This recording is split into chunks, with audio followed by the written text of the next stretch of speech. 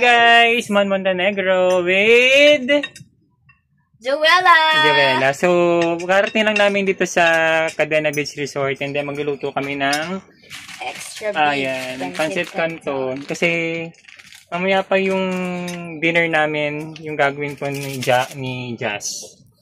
So, ayan. So, lagay ka lang natin dyan. First time ko dito, guys. Ayan, first time pala ni Joella. Tingin ka dito, Bi. Pwede ka magkwento. First time ko rito. Tapos, ipang ilan mo na rito, ma'am? Pangatlo ko na. Ayan, so, sobrang ma-enjoy mo rito, Be. Sobrang ganda ng mga beaches, stunning talaga.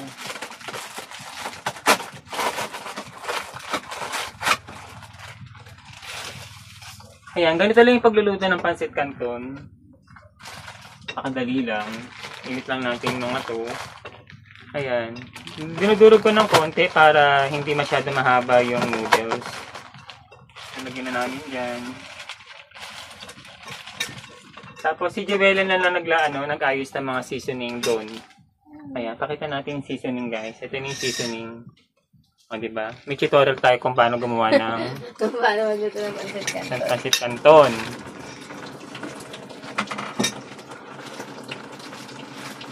So, hanap lang tayo ng... Pakita mo itong crab niyo. May mga crabs dito buhay. Guys, buhay yung crab ulo. Ay! Hala! Sige, kagating ka niyan. Guys, look. Paano kung kagatin ako niyan? Ayan, pakita mo doon. Guys, look. Baka makagat ka ni may ano. So, may crabs dito, guys. Fresh crabs. Look, guys, Ayan, as you can see, may crabs buhay dito. siya, guys, Fresh, kapag ganyan, fresh color blue pa, no? Ang galing. Fresh na fresh. Bagong huli ata nila to, May masyado malakas din ko, yung... medyo. Ano natin. Si Maano.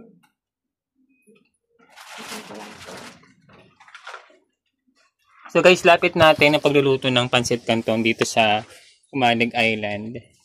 Ito yung tsura niya.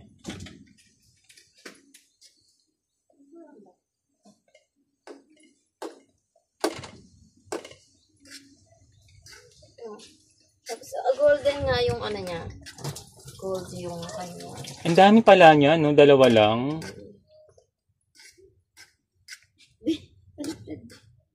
Ay, baliktad ba?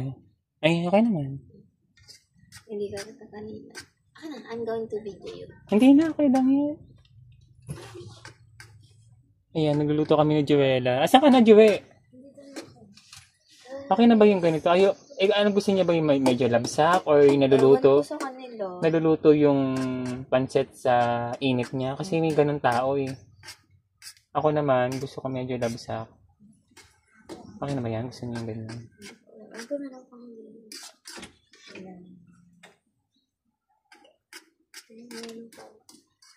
Good afternoon po.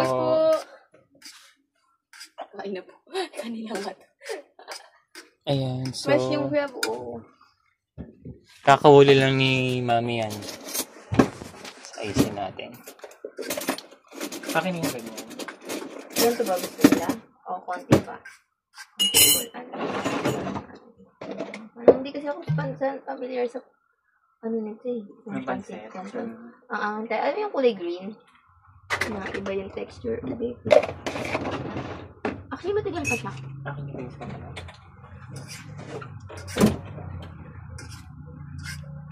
Ayan, so wait lang guys. Naghanap lang ako ng ano dito.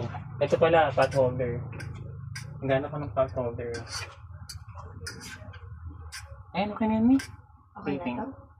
Hindi, tikman mo. Ang tigas pa. Iba kasi yung texture. Iba yung texture niya. Kasi, guys, usually pancit ng kinakain ko, yakisoba. Madali lang siya. Hinahat-water ko lang siya, Mi. Oo.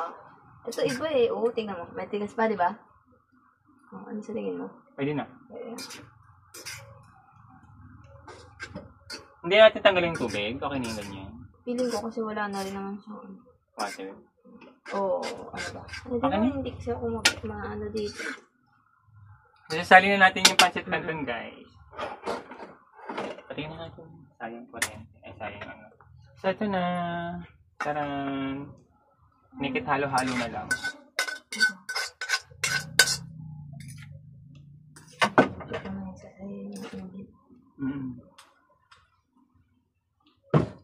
natin na baka sabihin din natin na ayos.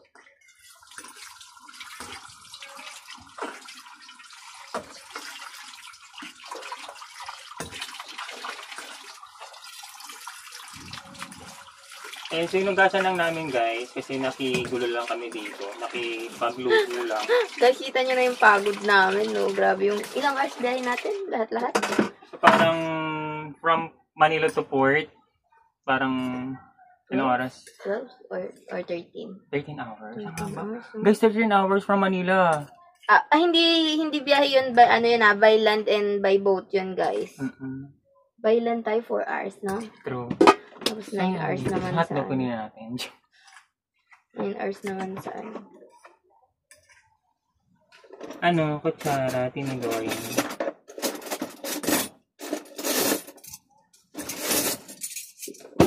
Ayan, super quick lang yan guys. Ito na, gasan ko lang, alawan ko lang to. Pwede na kayong pumasok mo. Kakagatin ako nito. Masakit manipit yung mga to, di ba?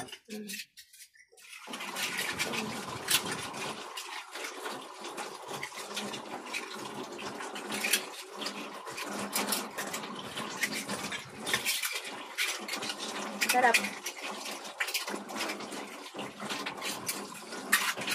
Ready na siya.